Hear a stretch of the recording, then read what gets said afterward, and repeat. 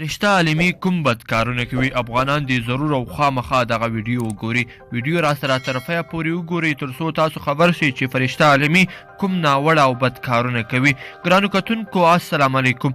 فرشته عالمي نوم سره به تاسې خامخا بلد یاست چې په شمشاد تلویزیون کې سپوږمۍ خپرونه پر مخ بیایي. فرشته عالمي یوه فعاله ژورنالیسته ده چې په زیات شمیر تلویزیونونو او رادیوګانو کې دندې ترسره کړې دي. خو رابه شو دغې ته چې فرشتې عالمي کوم هغه خراب کارونه کړي دي چې هغه د افغانستان د اصیل فرهنګ خلاف دي. فرشته عالمي په هندوستان کې په داسې لباس کې ګرځي چې نه د افغان اصیل فرهنګ سره سر خوري او نه هم د پښتون ویاړلي فرهنګ سره سر خوري.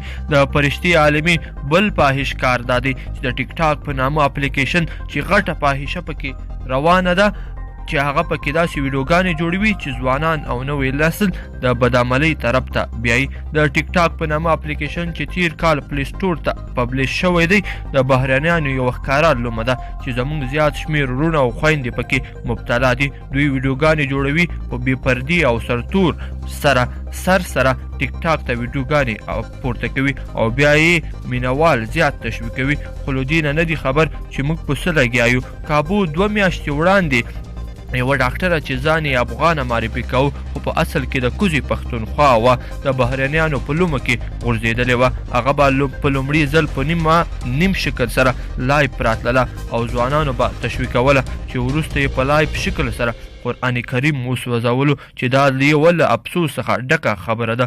ملګرو له تاسو څخه زیاته مننه چې ویډیو مو را سره طرفه پورې وکتله. که مو زموږ ویډیو خوښه شوې وي در سره لایک کړئ او نورو دوستانو سره هم شریکه کړئ. مننه.